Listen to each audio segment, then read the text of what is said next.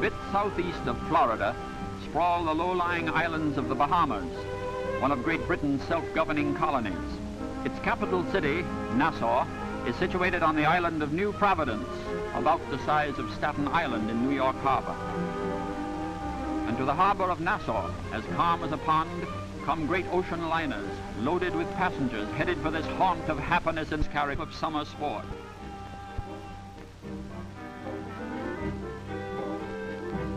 Immediately, the sea-going giant is surrounded by native black boys in small boats, eager to dive for flashing coins that will be thrown from crowded decks.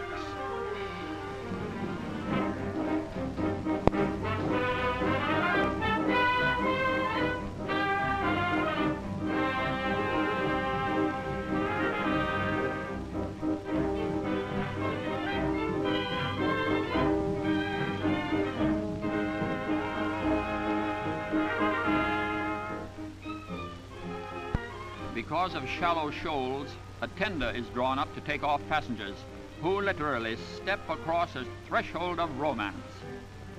The landing is the introduction to much that is delightful, strange, and fascinating. Along the wharf, women of rather good size are seen making mats, baskets, and hats by braiding together strips of dry palm leaves. And what lady just off the boat could resist buying a new hat here, handmade in the very latest Nassau style, smartly modeled? Bahamian baskets of sisal are famous for their variety of color and form, and the women who preside over the wares are as picturesque as the merchandise. Both present a quaintness in coloring that is unique. Policemen, proud of their positions, shine as directors of traffic. They are selected with care and are well trained. A reminder of old Nassau is the Queen's Staircase, a flight of 66 steps cut from the solid rock.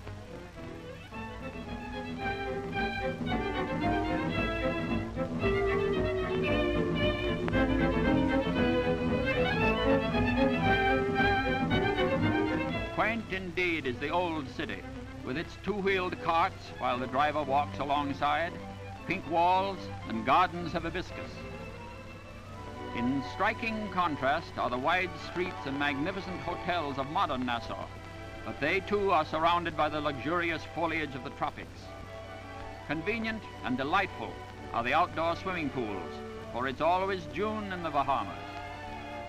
The English custom of afternoon tea is invariably followed, and where could it be more pleasantly served than in the shade of sheltering palms, at the same time watching a tennis match, which is always in season here. For, thanks to the Gulf Stream, even throughout the winter months, the average temperature is remarkably high.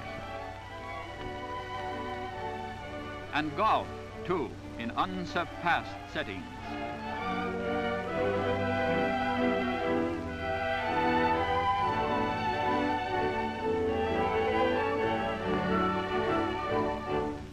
One of the sights of Nassau is the huge silk cotton tree with high twisting roots that could make stalls for elephants.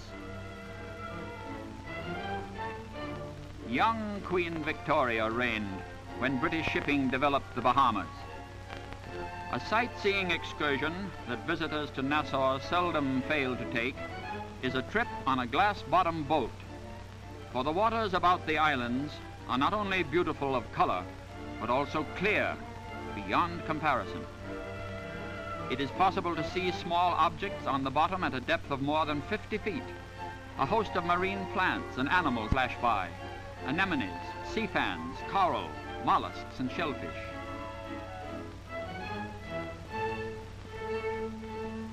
But William is not interested in the flora and fauna. Colonies of sponges branch out in a plant-like manner, though in reality they are a low form of animal.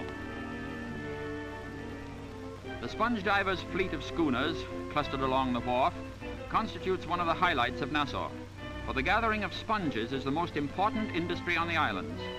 To cure the sponges, they are first spread about the boat, allowing the softened animal matter to run off.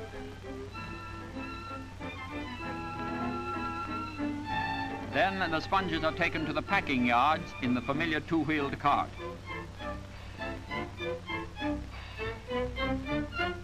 Here, the work is done by the whole family.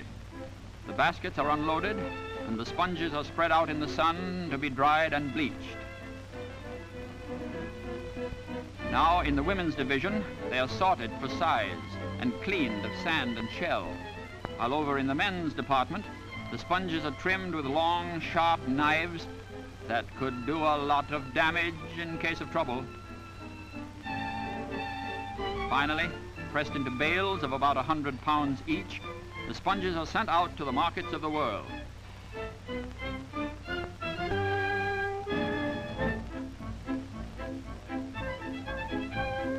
Uh-oh. The moss-grown ramparts of old forts recall to mind the feverish history of the Spanish Main. Here, guns were mounted to repel attacks from pirate ships that for half a century appeared in Nassau Harbor with the skull and crossbones flying at the masthead.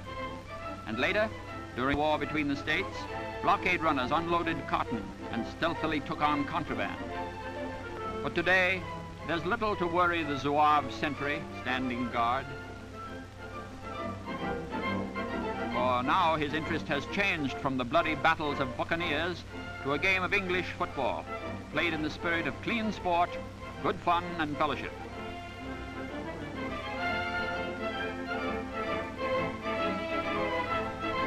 Or to watch a little practice at polo, silhouetted against the calm emerald sea.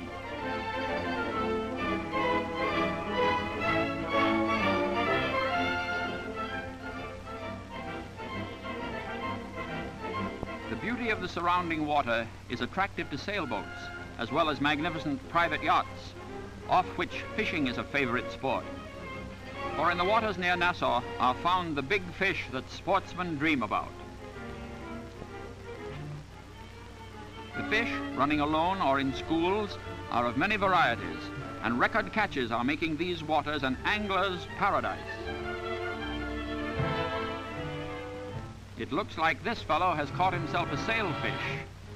Beautiful birds fly above, and below, a school of porpoises playfully leap in and out of the sea. These pig-like mammals are the acrobats of the ocean, tumbling and bouncing about the waves.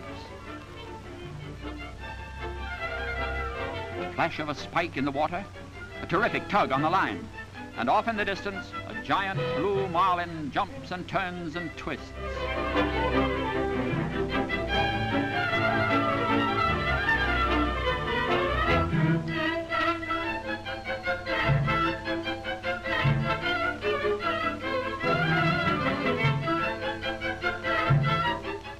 Just as it begins to look like Mr. Marlin is done for, away goes the line again. There's plenty of fight left in this demon of the deep.